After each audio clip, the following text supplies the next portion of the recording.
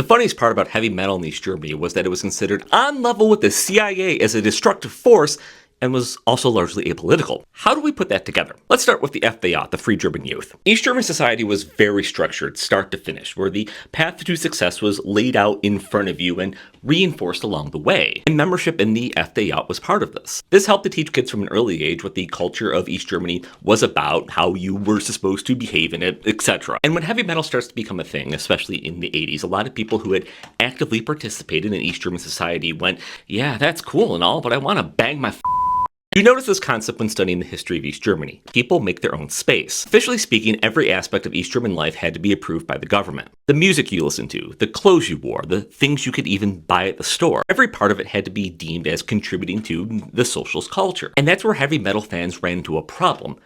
The state didn't approve of it. Aspects of it were. There always were groups of Western inflection allowed that towed the state's line of acceptability, and even got performances in the Palace of the Republic. But the subculture itself was viewed with heavy suspicion. Part of this is that it was viewed that every underground music subculture was in some way tied back to the punk movement. And that movement had outright fascists attempting to use it as a vehicle. Along with East Germany's outright refusal to consider that they even had a homegrown neo-fascist movement because it only had to have been coming from infiltration by the West. This meant that every underground group was tarred with the brush of contributing to fascist ideology. But remember what I said about creating your own space. Metalheads created their own clothing, aping the styles of the West that simply weren't available in the East, often in the same way those in the West would have made this clothing. And this is unacceptable to the conservative mainstream. But unlike the punks, it's noticed that the metal scene wasn't based in political ideology. The metalheads participating in it aren't dropping out of society. They're going to work, they're participating in socialist culture, and once off the clock, they switch into their gear.